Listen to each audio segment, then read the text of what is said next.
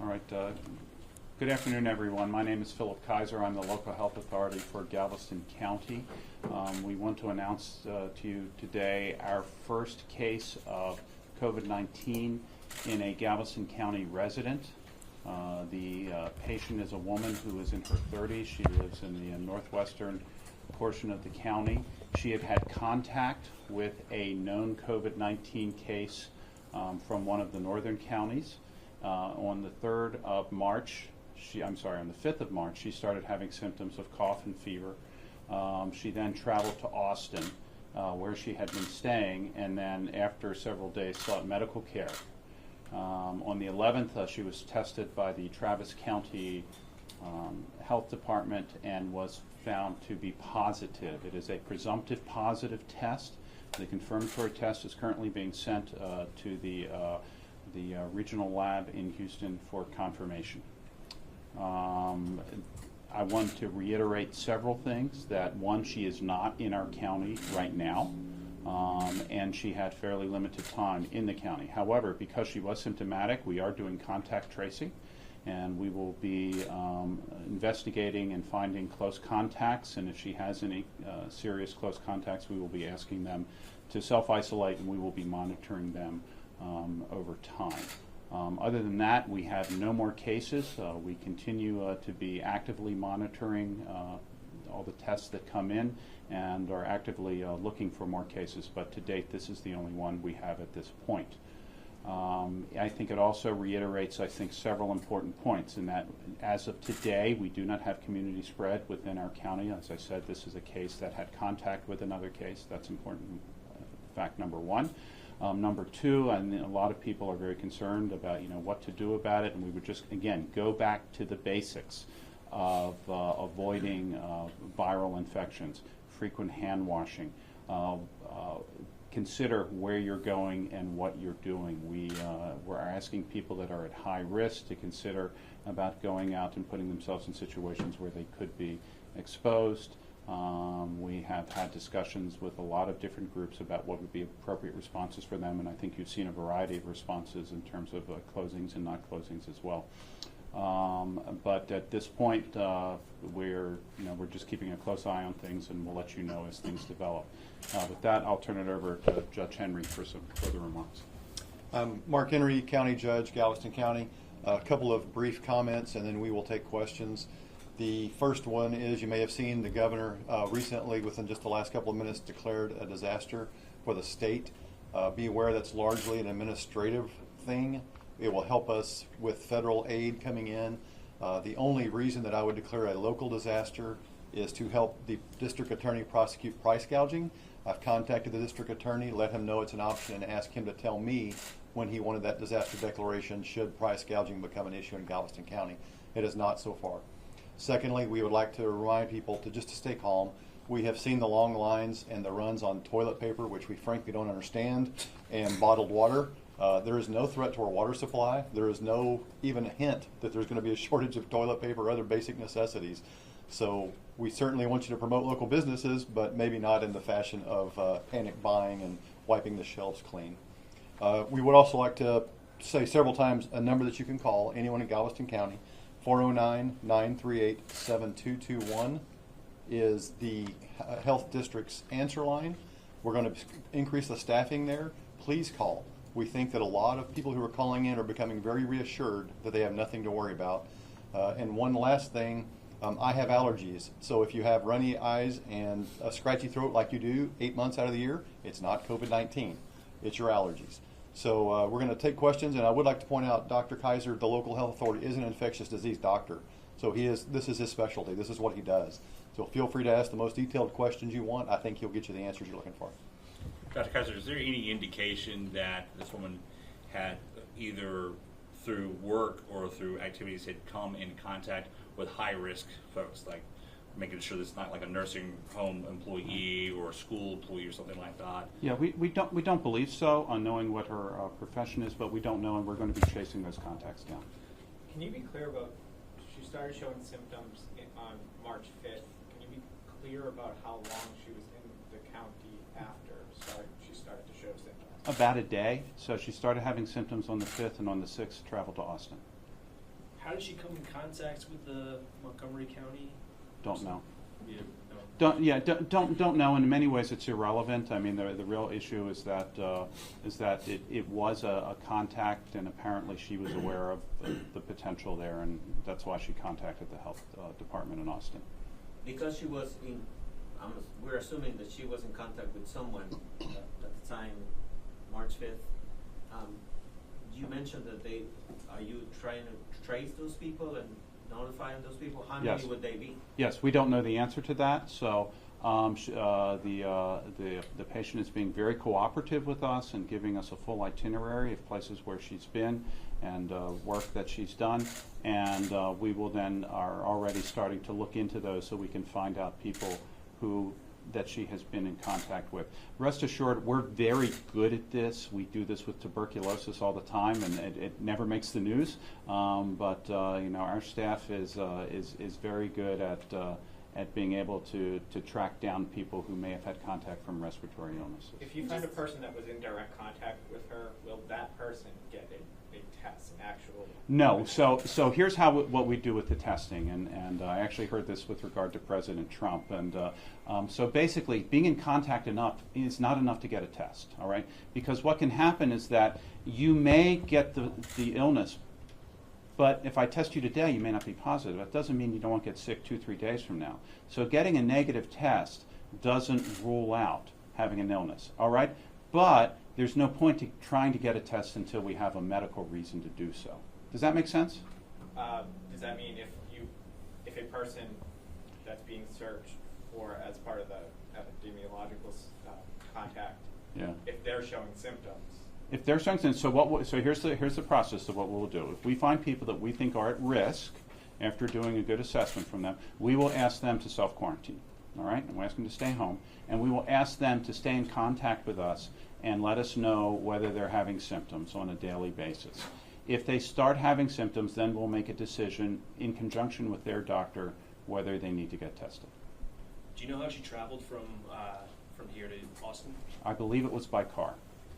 Is she in Travis County right now? She's in Travis County right now. She is not in Galveston County. Is she planning to come here, or? We don't know the answer to that, and any travel back here will be done in collaboration with the Travis County Health District and us. Just reiterating, she's self-quarantined, right? Well, she's self-quarantined, but the Travis County may put her under a quarantine order. And again, any travel back here, we will consider what the most appropriate steps will be and make sure that it is done in a safe fashion that doesn't expose anyone else. So just to be clear, this is the same, in terms of totals, if we're tracking totals statewide or in our county, this is the same one identified in Travis County, so there's not. That's correct. Here's our understanding of what's going on in Travis County, that they reported 2 cases in the news this morning, right?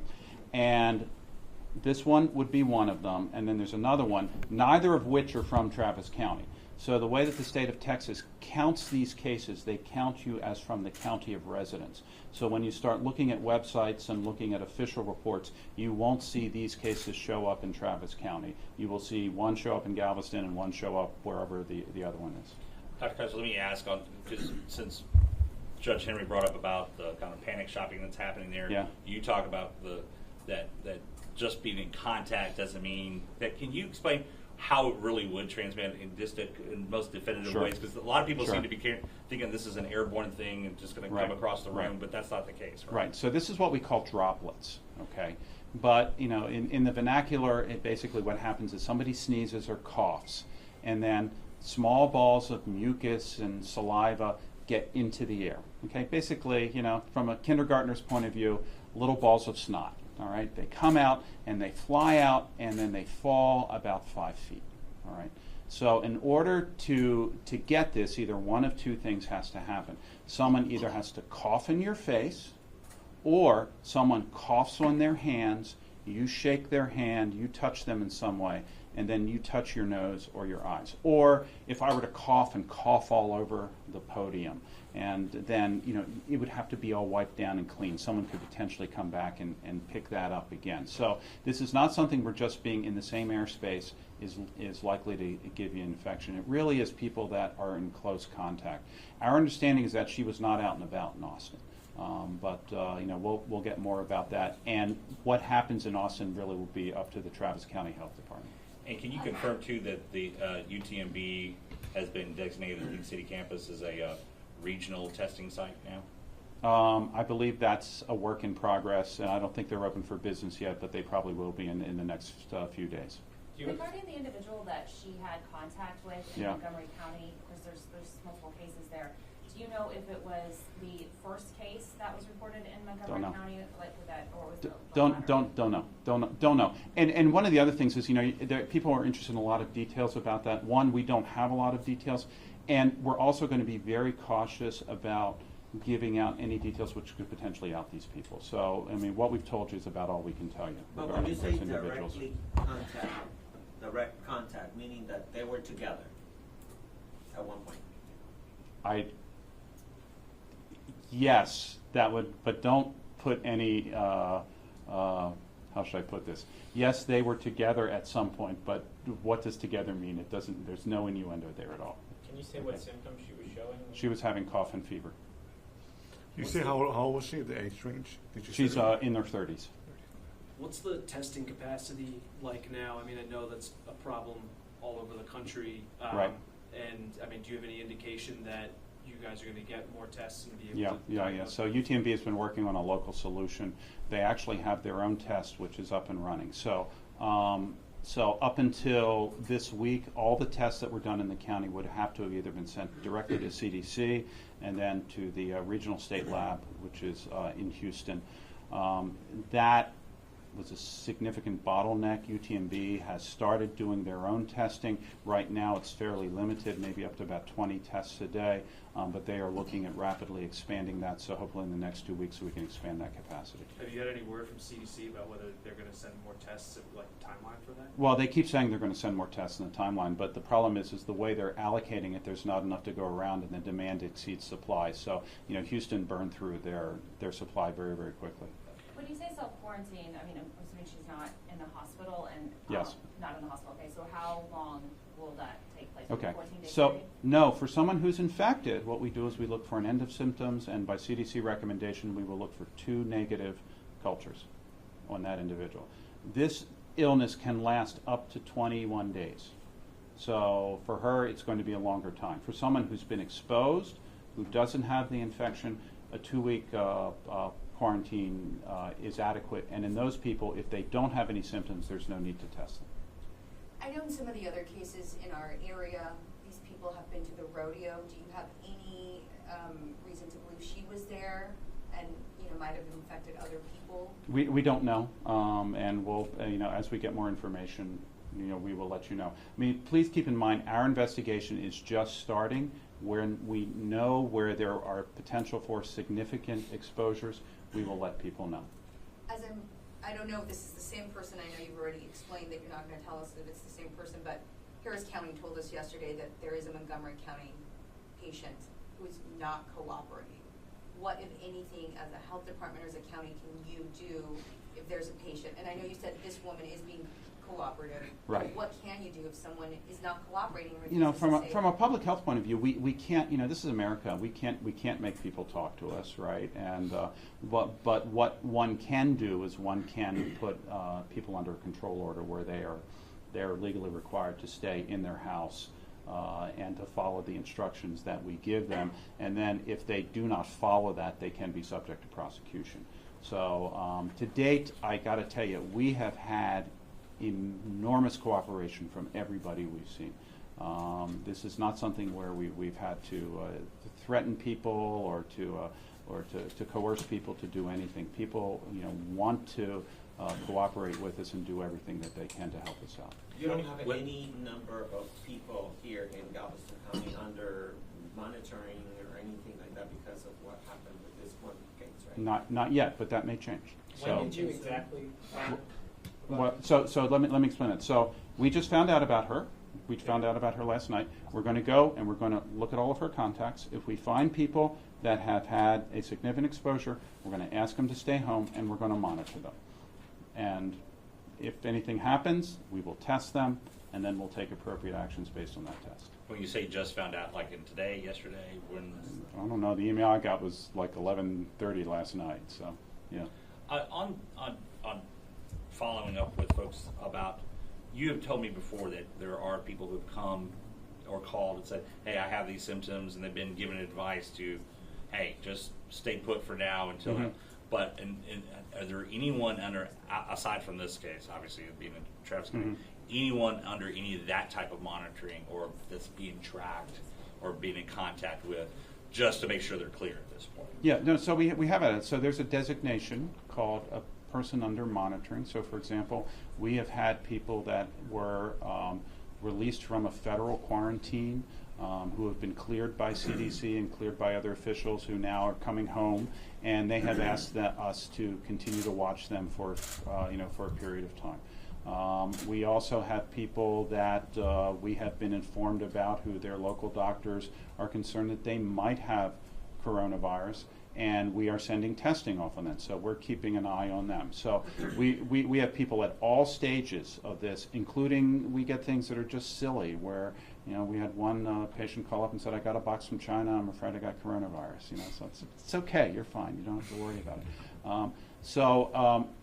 All across the spectrum, we really don't announce the people that we're monitoring, in large part because so far we've done scores of tests and we haven't found anybody positive here, and also because we don't want to stigmatize anybody or any healthcare institution or any doctor's office by letting them know that something's going on when it in fact is not.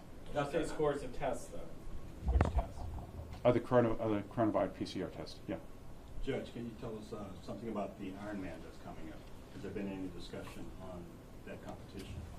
We are not the event organizer, and we're going to leave it to the event organizers to make determinations about whether they want to hold their event or not hold their event.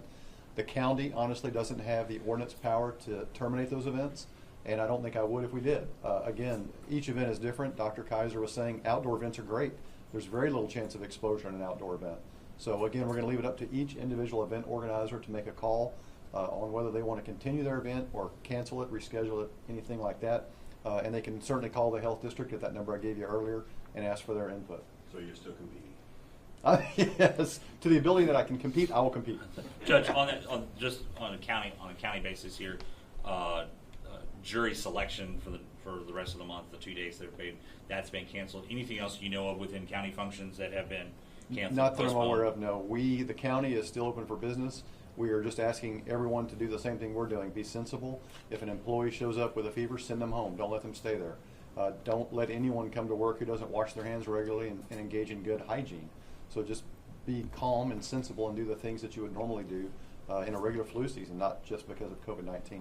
I would like to say one more thing. Just before we walked in here, we saw an email blast from a business claiming they can do a rapid COVID-19 test. We are unaware of any such rapid test. So this is another chance to call this phone number and say, we just saw this advertisement. Is this a legitimate test that we can go take? So we don't believe it to be legitimate without being able to research it further.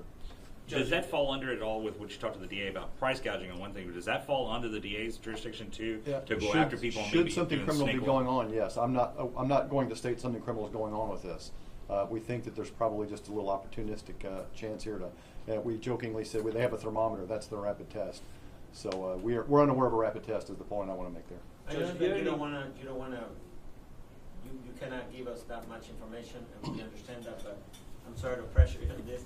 But this individual that you are talking about, there's no blood relationship between the one in Montgomery County. I honestly don't know the answer to that question. Dr. Kaiser, how long does, if you talked about the droplets, how long does that live on a surface? Yeah, so there's been new data coming out that suggests that it can live for hours, and depending on what type of surface it is, so for example, something like steel, it can last for up to 8 hours. Cardboard, it can last for a little less period of time. So it just highlights the whole concept of keeping things clean. The other thing that we've noticed is that there's also a run on hand sanitizer and also disinfectants. Soap and water works just fine. It works fine to wash your hands with, and it also works fine to clean surfaces with. Dr. Kaiser, you were on that panel at UTMB last week Yeah. of the town hall informing people about the virus. This was before it was declared a pandemic and before Right. we learned a little bit more about it. I guess I was curious, in that time period, have you learned anything new that the public should know about the nature of the virus or anything that, that's connected to it? Yeah, I think the most important thing that we've learned is that places that are unprepared are getting hit the hardest. And so on one, we're really trying to walk a knife's edge here between making sure that people are aware and people are educated versus panicking and falling off the other side. We don't want to be like Italy, all right, but we don't want to be like China where they're tearing up roads and keeping people locked up. So the important thing is think ahead, think about what you're doing, don't panic. You don't have to buy 50 rolls of toilet paper. If this comes, it's going to be a long haul. So people that are worried about supplies, what we would recommend is just do your regular shopping and buy a little bit more of something that you might think that you need. If you have chronic medications that you need to take, talk to your doctor about getting a 90-day supply instead of a 30-day supply. If you're worried about not being able to come out and see your doctor, ask him about ways that you can communicate through telemedicine or over the phone. I mean, those are the kind of things that we're really asking people to do. We're most concerned about the elderly because those are the ones that suffer the most with this. And so we would ask families to consider about what they want to do with grandparents and supporting them so they can minimize contact outside, and maybe rethinking family events and rethinking how they do things. It doesn't mean you have to cancel things. It doesn't mean you have to not do things. It just be mindful, and the mindfulness is it's out there. It gets on your hands. You pass it off by coughing on people or by getting it on your hands and passing it to someone else. Extending on that a little bit, Dr. Kaiser, is that every time these type of announcements are made, there's a large segment of the population that says this is overkill, like when the schools got closed for the next week, and those announcements are made, and folks are saying, hey, this is media making too much of that. What do you say to those folks, also to you, County Judge Henry, to folks that are saying, nah, this is overkill, we don't need to be doing this, all of this stuff right now? I think it's a lose-lose situation from people in leadership positions because of that sort of thing. So like I said, it's a very fine line. I think for the most part, our federal government has done a good job in trying to keep things out. Much of what you see that has happened in the past was based on the strategy of keeping it outside the borders. Okay. Now we've seen that it's inside our borders, so that has to change in terms of the way we do things. It's not overkill if you look at northern Italy. Their health systems are overwhelmed. We don't want to be that way, okay? If we can keep this to a point where every week I say there are no cases in Galveston County, except that one in Travis County, there are no cases here, I would be ecstatic. But the reality is that we probably are going to see cases, and by having people be mindful, particularly those at risk, about what they're doing and how they're going to live their lives during this period of time is probably the most important thing that we can do to help mitigate it. So instead of having this many cases, we may have this many cases, and I would be very happy with that many cases. Judge? Yeah, What was the question? I was asking, every time there's an announcement of some type of closure, event cancellation or something like that, there's a lot of talk of, hey, this is overkill, Oh, sure. And as someone in your position, And that's exactly why we've tried to strike the tone we have. We're not going to cancel anything. The county's still open for business. We would encourage you to do these things you should be doing every day of the year. Practice good hygiene. That's it. If you're sick, stay home. See a doctor. Get a test if you feel like you're symptomatic and may have had exposure. But other than that, we are trying to calm people down and not go too far. But for like schools and colleges that have made the decision, there's not an objection. They have been consulting with folks, but there's not anything from your side where you say that those are not good decisions? There may not be a decision I would have made, but I wasn't consulted. I don't work for the school district, and they don't report to me or vice versa. Yeah, I would like to say something about hospitals. You will see hospitals coming up with rather draconian measures right now, or it seems like harsher measures of limiting contact. But keep in mind, they have a whole hospital full of extremely high-risk individuals, and so the goal with that is to keep potentially sick people or from getting this virus and getting extremely ill. Judge, have you had any conversations with the Port of Galveston or any of the cruise lines about cruise passengers coming in and out of? No, we have not. I'm not aware. They're certainly welcome to call. The health department would be a better place to call than me, but we've not had any conversations today. Yeah, we've actually, they actually contacted us. The Port of Galveston contacted us, and we went down and visited the port. We had conversations with the cruise lines, and then the Coast Guard initiated a tabletop exercise on what to do if something happens. It gets difficult because there's overlapping lines of authority. So while the ship is at sea, it belongs to the Coast Guard. While they're in port, while they're on board ship, it's a CDC jurisdiction, and it's only when they get off the ship and onto dry land that it becomes a Galveston County issue. The most important thing I can say about that exercise, I think we opened up really good lines of communication, and now particularly that the federal government has done, had ship out in California, I think we'll have a lot of good experience if we should face that problem here. Judge, just to follow up on that, you referenced the panic buying earlier. We've interviewed folks who've said the reason they're panic buying, they're not even afraid of getting sick. They think that something will happen with supply chain, and they spoke about the port specifically. Can you address those concerns? We're not aware of any such thing. Now, I'm not in the distribution business for local grocery suppliers, but we're not aware of anything that would suggest rationing or limited supply of anything. So, I mean, again, I'm glad you're supporting local businesses, but I don't know that it's necessary.